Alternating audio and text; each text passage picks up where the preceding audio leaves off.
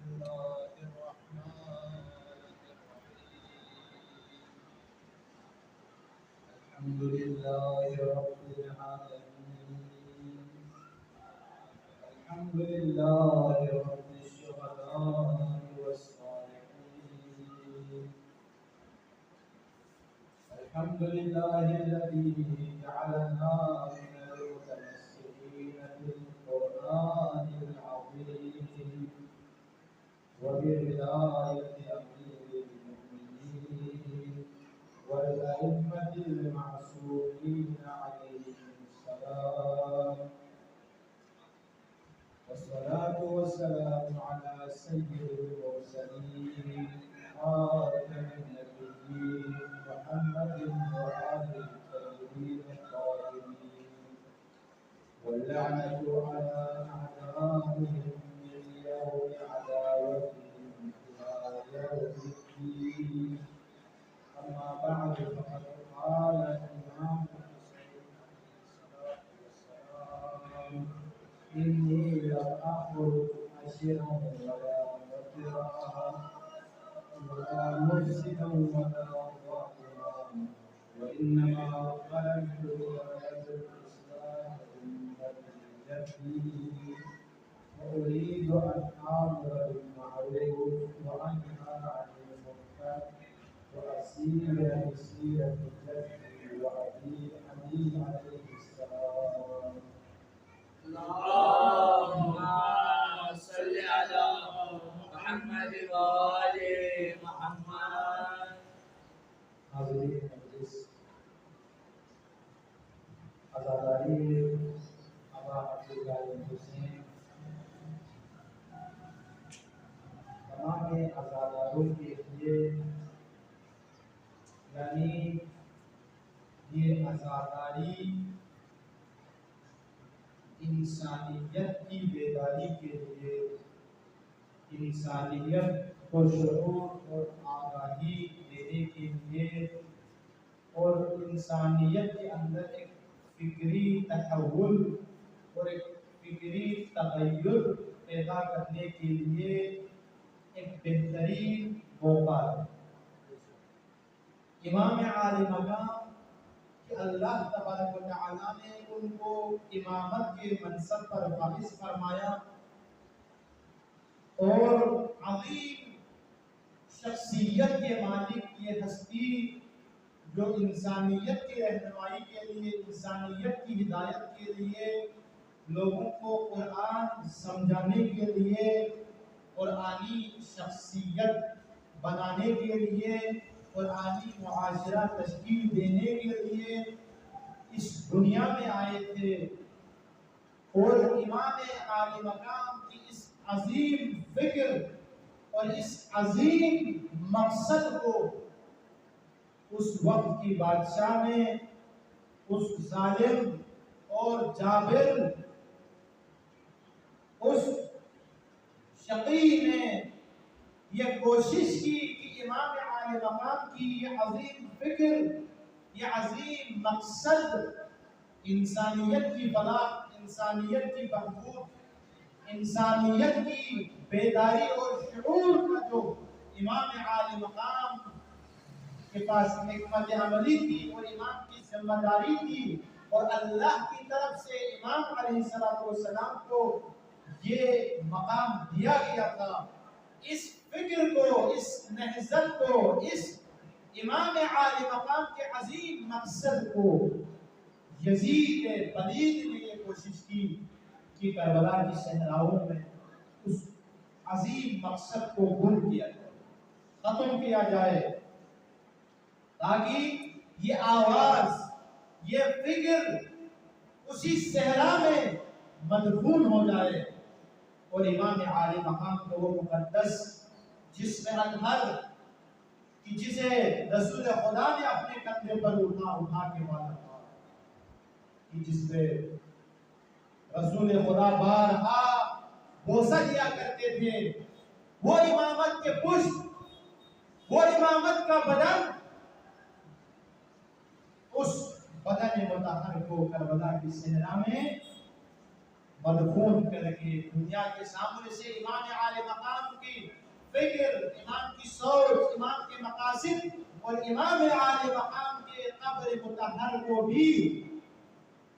دشمن نے مٹانے کی کوشش کی، ختم کرنے کی کوشش کی اور دنیا کے سامنے سے پنہا اور پوشیدہ رکھنے کی کوشش کی۔ لیکن حضرت زینب سلام اللہ علیہا نے عزاداری کے ذریعے سے فکر امام حسین کو لوگوں کے دلوں میں بسا دیا، ہر انسان کے دلوں میں۔ تمام انسانیت آج حسین حسین کے شعار بلند کر رہے ہیں، تو یہ زینب سلام اللہ علیہا کی زحمت اس کا نتیجہ ہے کہ زینب سلام اللہ علیہا نے اپنے بھائیوں کی شہادت کے بعد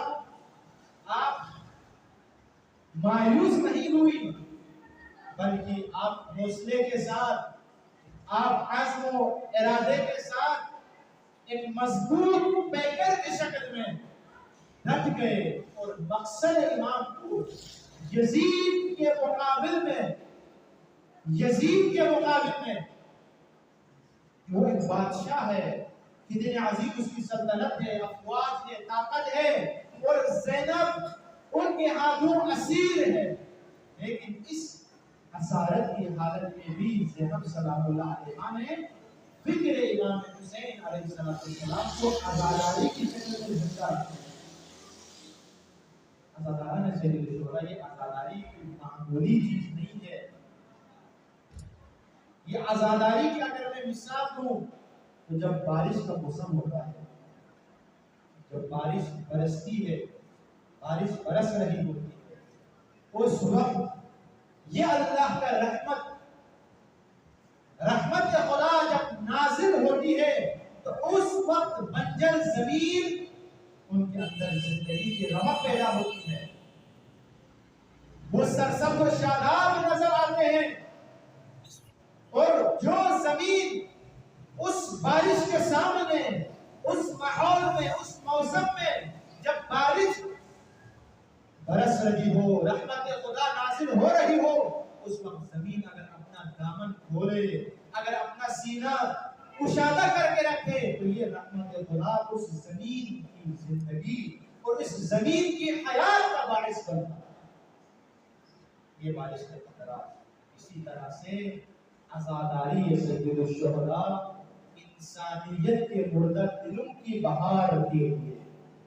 انسانیت کی مردہ دلوں کو زندگی دینے کے لیے،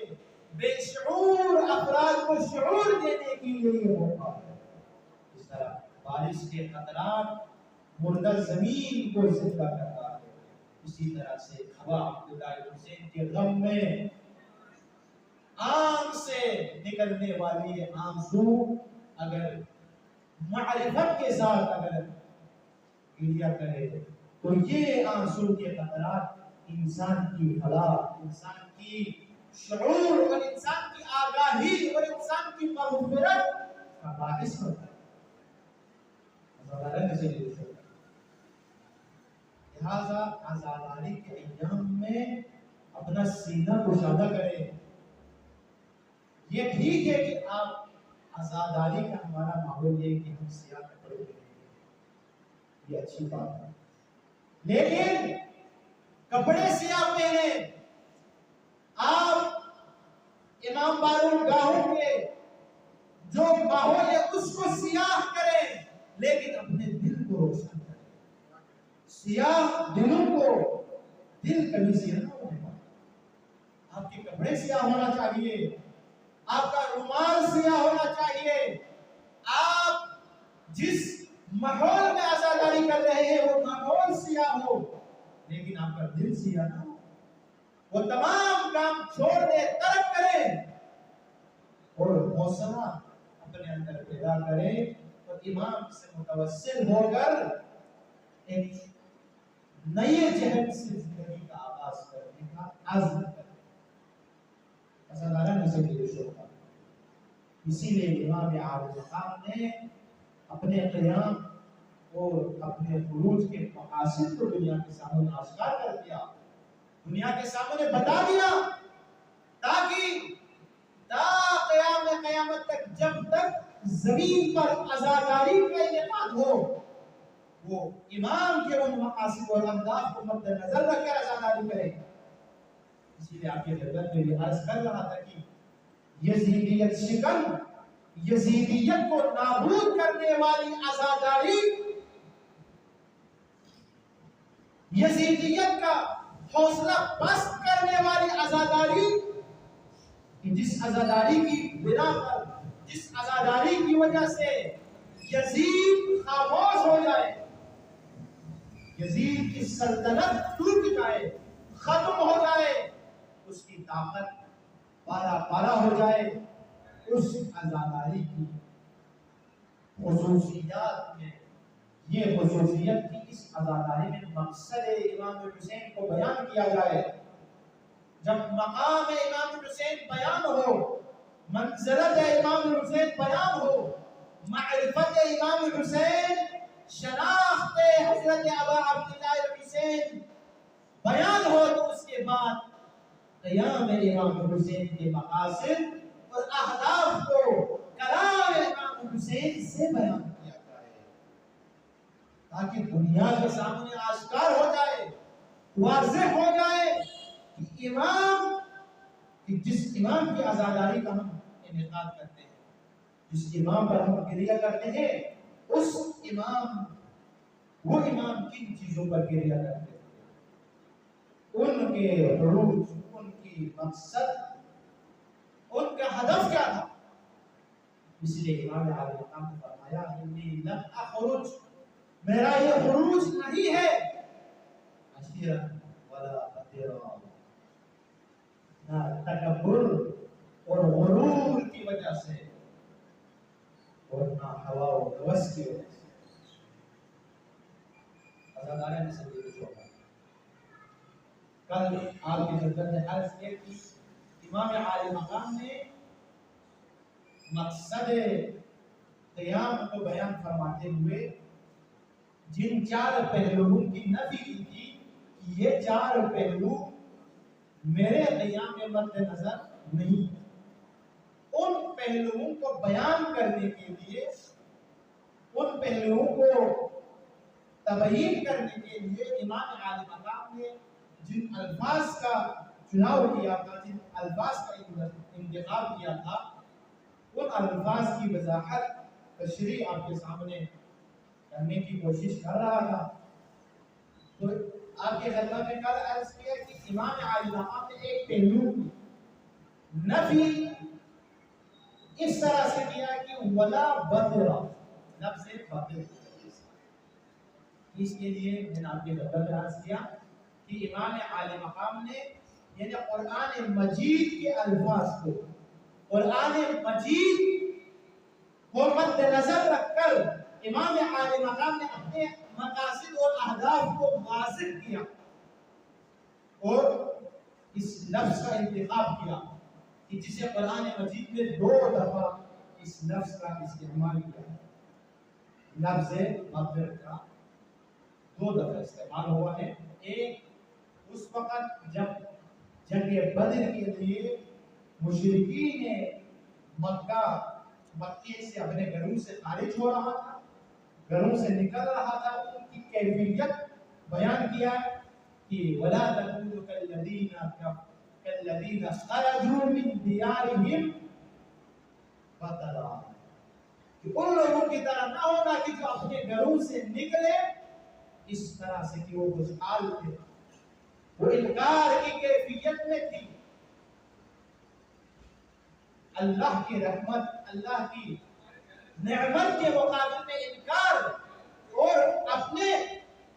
مال و دولت اور جاہ و حشم کے سامنے خوشحال، ان کی بنا پر خوشحال اور خوشی مناتے ہوئے نکل رہے تھے. ان کی کیفیت کو جو مکہ سے اسلام مٹانے کے لیے، مسلمانوں کو قتل کرنے کے لیے، یعنی جو مکہ سے نکل رہے تھے وہ مسلمانوں کو قتل کرنے کے لیے، مسلمانوں کی حکومت ختم کرنے کے لیے، رسول پاک صلی اللہ علیہ وآلہ وسلم کی نہضت کا خاتمہ کرنے کے لیے جب نکل رہے تھے، ان کی کیفیت کو انہی الفاظ میں بیان کیا. دوسری دفعہ اس لفظ کا استعمال ہوا قرآن مجید کی دوسری آیت میں، اس طرح سے قرآن مجید نے اس لفظ کا، قرآن مجید کی آیت میں اس لفظ کا استعمال ہوا کہ اس وقت اس لفظ کے ذریعے سے قرآن مجید نے خبر دی اور اپنے قرآنی اصول اور قرآنی ہدایت لوگوں تک پہنچایا۔ وہ اس وقت کی جب رسول خدا صلی اللہ علیہ وآلہ وسلم نے کلمہ لا الہ الا اللہ یعنی الوہیت پروردگار اور محمد رسول اللہ صلی اللہ علیہ وآلہ وسلم یعنی وحدانیت خدا اور رسالت پیغمبر کا یہ ایجنڈا لوگوں کے سامنے رکھا اور لوگوں کو دین مبین اسلام کی طرف دعوت دی مکہ میں، تو اس وقت مکہ کے اندر بہت سارے لوگ اس طرح سے تھے کہ وہ حدم تھے، وہ رسول خدا کی اس پیغام کو مانتا ہی نہیں تھا، انکار کرتے تھے، سنتے ہی نہیں تھے، یہاں تک کہ وہ جب آیات قرآنی کی تلاوت ہوگا تو اس وقت وہ اپنے کاموں میں انگلیاں ڈالیں تاکہ آیات قرآنی کا اثر ان کے دلوں پر نہ ہو جائے۔ اور ایک دوسرا طبقہ تھا کہ جنہیں خواہش تھی کہ وہ اسلام قبول کریں اور دائرہ اسلام میں داخل ہو جائیں، لیکن ان کی ایک عذر تھی، وہ یہ عذر پیش کرتے تھے کہ ہم کلمہ نہیں پڑھ سکتے، ہم اسلام کے دین کو اپنا نہیں سکتے، اس لیے کیونکہ اگر ہم دین اسلام پر ایمان لے آئے، اگر ہم رسول خدا پر ایمان لے آئے تو یہ مکہ کے کفار ہمیں قتل کریں گے، یہ ہمارے قبیلے والے، یہ دوسرے قبائل ہمارے گھروں پر قبضہ کرے گا، ہمارے مال و دولت چھین لے گا، اس لیے ہم کلمہ نہیں پڑھ سکتے، یہ ان کا عذر تھا۔ تو اللہ تبارک و تعالیٰ نے ان لوگوں کو کہا کہ انہوں نے ظاہری مال و دولت اور ظاہری ان چیزوں کی وجہ سے، ان دنیاوی مال و دولت کی وجہ سے وہ اخروی اور ہمیشہ باقی رہنے والی اس دولت عظیمہ اور دولت کریمہ جو اسلام کی شکل میں ہے، جو رسول خدا صلی اللہ علیہ وسلم پر ایمان کی شکل میں ہے، اسے ترک کر دیتے تھے۔ تو رسول اللہ تبارک و تعالیٰ نے ان لوگوں کو مخاطب ہو کر یہ ارشاد فرمایا کہ ان لوگوں کو جو یہ عذر پیش کرتے تھے کہ ہم کلمہ نہیں پڑھ سکتے، ہم مسلمان نہیں ہو سکتے، اگر ہم مسلم ہوئے تو ہمیں قتل کر ڈالیں گے، ہمارے مال و دولت لوٹ لیں گے، لہٰذا ہم اپنے مال اور دولت اور اموال بچائیں گے لیکن دین اسلام قبول نہیں کریں گے۔ تو اللہ تبارک و تعالیٰ نے ارشاد فرمایا کم اہلکنا من قریۃ، کتنے ہی ایسی بستیاں ہیں کہ جنہیں ہم نے ہلاک کر دیا۔ کیوں؟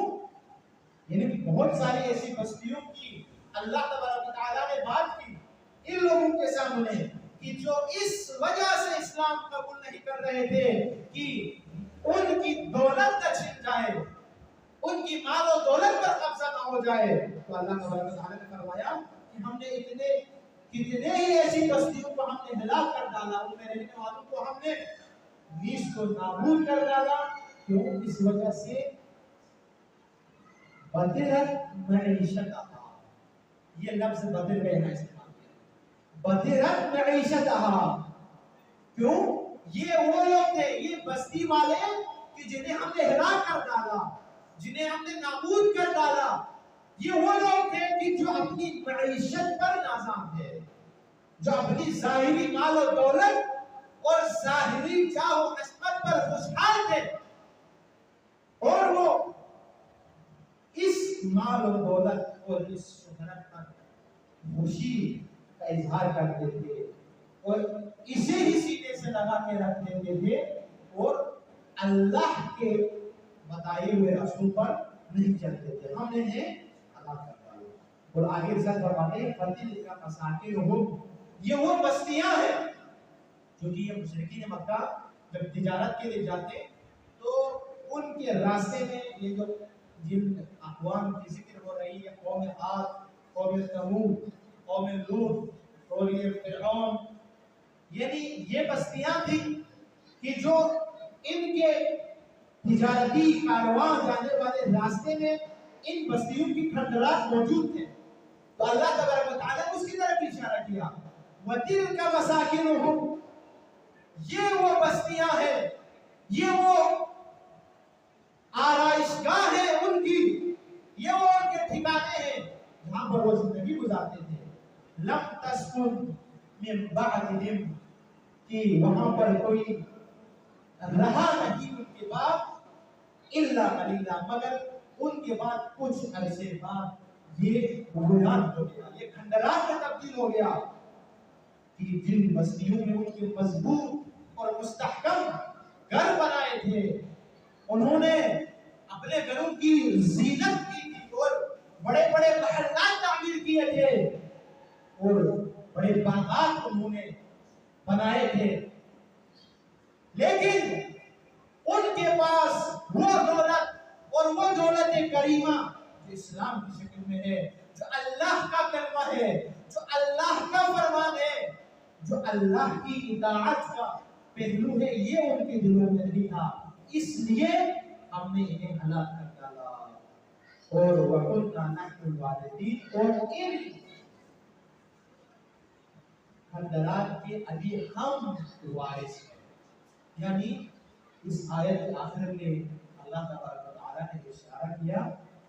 کہ یہ جو دنیاوی زندگی ہے، یہ دنیاوی جو مال و دولت ہے کہ جس پر تم فخر کرتے ہو، جس پر تم غرور کرتے ہو، جس پر تم نازاں ہو، بطرت معیشتہا، یعنی وہ اپنے معیشت پر فخر کرتے تھے، وہ اپنے معیشت پر اتراتے تھے، نازاں تھے، خوشحال تھے. لیکن اللہ نے یہ ارشاد فرمایا کہ یہ جو گھر جس پر تم زندگی گزارتے ہو یہ تمہارا نہیں ہے. ایک عرصہ تم نے اس میں زندگی گزارنا ہے، لیکن تم نے اس گھر میں ہمیشہ نہیں رہنا کہ جسے تم نے مضبوط اور مستحکم بنایا، زینت کی، مال و دولت بنایا اس دنیا میں، لیکن جاتے ہوئے تمہارے ساتھ نہیں جائے گا. نحن الوارث، ان چیزوں کے ہم حقیقی وارث ہم ہیں. اللہ تبارک و تعالیٰ نے فرمایا اگر کوئی اللہ کا بن جائے، اگر کوئی اللہ کی اطاعت کرے، اللہ کے بتائے ہوئے اصولوں پر عمل پیرا ہو جائے، تو اللہ ارشاد فرما رہا ہے کہ یہ جو ظاہری مال و دولت، جاہ و عظمت، یہ حقیقتاً اللہ کی وراثت ہے. لیکن اگر تم اللہ کی اطاعت میں آ جائے تو اللہ انہیں بھی تمہارے حوالے کرے گا اور تمہارا نام بھی ہمیشہ زندہ رہے گا. تو اللہ تبارک و تعالیٰ نے یہاں پر جو اپنی دنیاوی زندگی کو، جو اپنی اس دنیاوی ظاہری مال اور دولت کو اسے گلے سے لگاتے تھے اور اسے اپناتے تھے، اور جو باقی رہنے والی جو ہمیشہ کی چیز تھی اسے قبول نہیں کرتے. اس کی طرح اشارہ فرمایا. اور امام حسین علیہ السلام نے اس لفظ کا انتخاب کر کے دنیا کو یہ بتا دیا، یہ واضح کر دیا کہ حسین اور قافلہ حسین، حسین اور انصار حسین، اعوان حسین، ہدف امام حسین اور مقصد امام حسین یہ نہیں ہے کہ ہم ظاہری مال و دولت اور حکومت اور جاہ و حشمت کے پیچھے ہم ابدی زندگی کو چھوڑیں، ابدی دولت کو ہم ترک کریں. اس لیے امام حسین نے اس لفظ کا انتخاب کیا قرآن مجید سے اور اس پہلو کو اپنے قیام کے مقاصد سے دور کیا کہ ہم ظاہری چیزوں کے لیے نہیں کرتے. لیکن اگر امام کی حالات زندگی کا جب جائزہ لے اور امام کے دور میں جو لوگ زندگی گزارتے تھے ان کے حالات کا اگر جائزہ لے تو ہمیں معلوم ہوتا ہے کہ جنہوں نے کربلا کی طرف سفر نہیں کیا، جنہوں نے کربلا میں امام حسین کا ساتھ نہیں دیا، ان کا خوف بھی یہی تھا کہ کہیں ہمارے بچے یتیم نہ ہو جائے،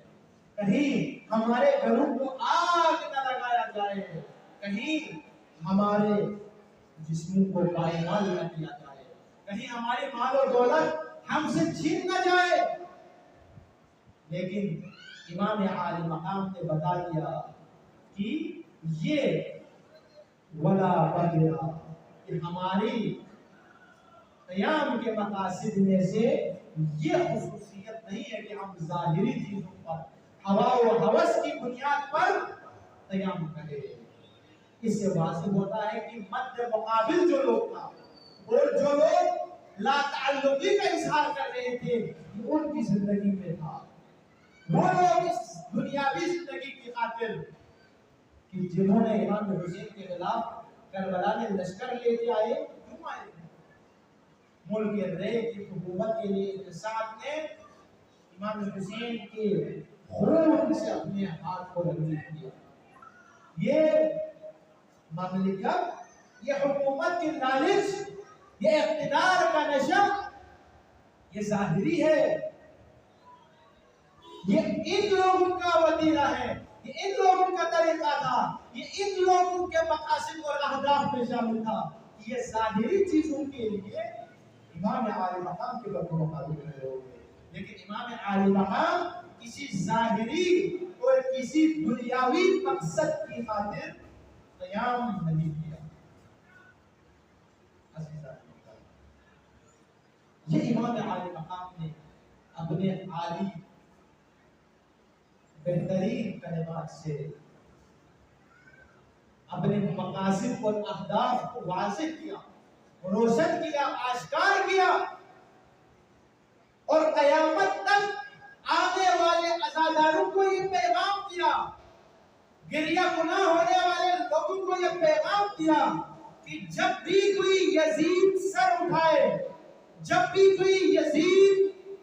تمہارے ناموس کے اندر بے حیائی پیدا کرنے کی کوشش کرے، تمہاری اولاد اور تمہارے معاشرے کو دین سے دور کرنے کی کوشش کرے، تو تم اپنے مال اور دولت چھین جانے کی خوف سے اس کے خلاف قیام کرنے سے پیچھے نہ ہٹنا، بلکہ جو کچھ سرمایہ تمہارے پاس موجود ہے ان تمام سرمایہ زندگی کو اس راہ میں لٹا دو، اس راہ میں قربان کرو۔ اور آج کے زمانے میں اگر میں آپ کو واضح ترین اگر مثال دوں کہ آج دنیا انسانیت کے سامنے، عالم اسلام کے سامنے امام حسین علیہ السلام کی مکتب کے پروردہ افراد نے مکتب امام حسین، عزاداری امام حسین کے اثرات اور ثمرات کو واضح کر دیا۔ آج یہود جو اسلام مٹانے کے در پہ ہے، اسرائیل اور امریکہ اور اس کے ساتھ جو اتحادی ہیں جو اسلام اور مسلمانان جہان کو مٹانے کے در پہ ہے اور اسلام کے مقدسات کی توہین کرنے کے در پہ ہیں، جب مسلمان خاموش ہو گئے اور سب اپنے اپنے مساجد اور اپنے اپنے اداروں کے اندر چھپ گئے اور خاموش ہو گئے، کوئی آواز اٹھانے والا، کوئی قیام کرنے والا، دنیا کی ٹیکنالوجی کے سامنے سر اٹھا کے بات کرنے والا جب کوئی نہیں تھا، تو مکتب حسین کے پروردہ افراد اٹھے اور امام خامنائی جیسی شخصیت نے دنیا کو بتا دیا کہ امام حسین کی عزاداری میں پرورش پانے والے امام حسین کے مکتب کے پروردہ افراد کیسے ہوتے ہیں، کہ اگر آج بھی اگر اسلام کو، دین کو اگر کوئی آنچ آئے، دین کو اگر کوئی ضرورت ہو، تو ہم نے یہ جو 1400 سال گریہ ایسے نہیں کیا، یہ 1400 سال ہم نے یہ مسائل ایسے نہیں پڑھا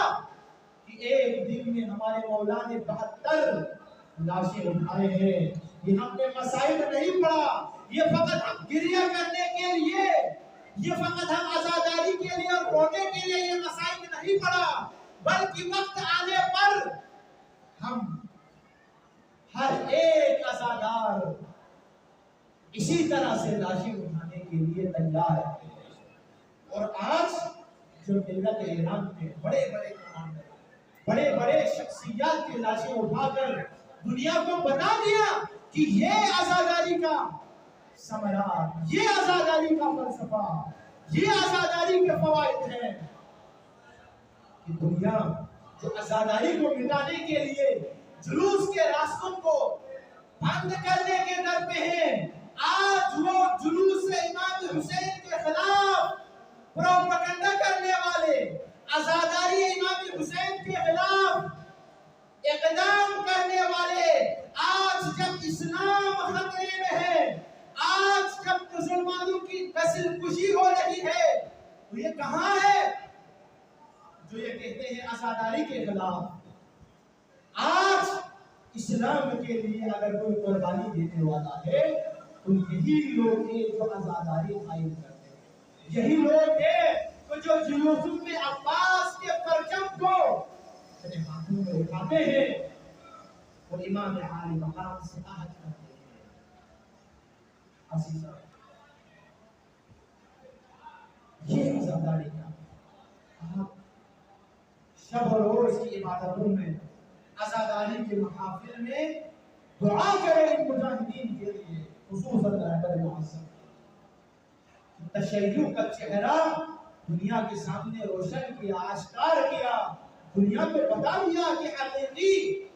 اسلام یہ ہے. عزیزان ہم امام عالی مقام جس طرح سے کربلا میں جب امام عالی مقام کو دھمکی دی، امام کو حمیم مبارک کی صدا بلند کی اور امام کی طرف دشمن حملہ آور ہوئے اور امام نے حل الناس کی صدا بلند کی، تو کوئی امام کی مدد کے لیے نہیں آیا، لیکن امام نے بتا دیا تھا کہ یہ کربلا میں اکیلا نہیں ہوں گا، بلکہ مثلی لا یبالغ باللہ، مجھ جیسا یزید جیسے کی کبھی بیعت نہیں کرے گا. ہر زمانے میں حسین جیسے افراد ہوں گے. آج اگر کربلا میں ہم نہیں ہیں تو ہماری آرزو ہے تو آج کے کربلا میں کہ جب ہمارے علماء، ہمارے مجتہد اعظم، ہمارے فقیہ اعلم، ولی امر مسلمین، رہبر معظم کو جب یہ دشمن دھمکی دے رہا ہے، جب ان کو قتل کی دھمکیاں دے رہا ہے، تو ہماری طرف سے یہی وہ رویہ نہیں ہونا چاہیے کہ جو اس وقت امام حسین کے ساتھ اس وقت میں لوگ ہیں. اس لیے ہم اپنی حد تک اپنی دعاؤں میں رہبر کو یاد رکھیں اور دنیا کو بتائیں کہ ہم آج کے حسینیت کو، آج کے حسینی افکار کے ہستیوں کو ہم آج آنے نہیں دیں گے. ہم اپنی حد تک ان کا دفاع کریں گے. اسی لیے عزیزان اپنے شب و روز کی دعاؤں میں رہبر معظم کو یاد رکھیں، ان کے لیے دعائیں کریں، گریہ کریں اور مجاہدین کو یاد رکھیں کہ جن کی جد و جہد کی وجہ سے آج تشیع کا چہرہ، اسلام کا چہرہ روشن ہے اور کربلا، مقصد کربلا لوگوں کے سامنے آشکار اور واضح ہو گیا ہے. عزیزان، یہ ان تمام ہستیوں نے اسے عزاداری سے استعمال کیا، اسے عزاداری سے درس کیا. یہ عزاداری ہماری شخصیت سازی کے لیے بہترین ذریعہ ہے. عزیزان، اس عزاداری میں ہمیں درس نہ ملے تو کیا ملے گا؟ عزیزان محترم، کہ ہم کربلا کے مصائب میں ہم سنتے آئے ہیں کہ امام عالی مقام امام حسین علیہ السلام اعوان و انصار سے جب جدا ہو گئے، ایک ایک کر کے اپنے اصحاب کو حوض کوثر سے سیراب کیا، لیکن امام عالی مقام کی شرح ہے امام عالی مقام تشنگی کا احساس کر رہے ہیں، اسی عالم میں دشمن اشقیاء امام کو حلق مبارز کی صدائیں بلند کر رہا ہے۔ شاید علی اکبر کے قانون پر یہ دشمن کی صدائیں پہنچی کہ علی اکبر امام عالی مقام کی خدمت میں آئے اور امام سے استجہاد کیا کہ مولا مجھے استجہاد عطا کرے تاکہ میں آپ کے دشمن کا منہ بند کر سکوں، تاکہ میں آپ کے قدموں میں اپنی جان نچھاور کروں۔ عزیزان محترم، حضرت علی اکبر نے اصرار کیا، امام عالی مقام نے حضرت علی اکبر کو اجازت دی۔ حضرت علی اکبر جب خیمے میں گئے مخدرات عصمت سے جدا ہونے کے لیے، تو اہل مقاتی نے یہی لکھا ہے کہ حضرت علی اکبر جب خیمے سے نکل رہے تھے تو گویا اس طرح کا ماحول بنا، اس طرح سے کوہرام بپا ہوا کہ گویا خیمہ حسینی سے کوئی جنازہ نکل رہا ہو۔ اللہ اکبر، شبیہ پیغمبر حضرت علی اکبر میدان کربلا کی طرف عازم سفر ہوئے۔ کربلا کے میدان میں امام حضرت علی اکبر چلے گئے، میدان کارزار کی طرف گئے اور دشمن سے جنگ کی، شجاعت علوی کا اظہار کیا۔ امام حسین کے دشمنوں میں سے دو انسانوں کو قتل کر ڈالا۔ شاید علی اکبر دھوپ کی وجہ سے، پیاس کی شدت کی وجہ سے تھک گئے، واپس امام عالی مقام کی خدمت میں آئے اور آ کر امام سے عرض کیا، بابا مجھے بہت پیاس لگ رہی ہے، یہ جو زرہ میں نے پہنا ہوا ہے یہ گرم ہو چکا ہے، یہ لوہا گرم ہو چکا ہے، مجھے گرمی کی شدت سے احساس ہو رہا ہے۔ امام عالی مقام زہرا کا وہ فرزند حضرت ابا عبداللہ الحسین کہ جس کے لیے جنت سے کپڑے آتے تھے، کہ جس کو رسول خدا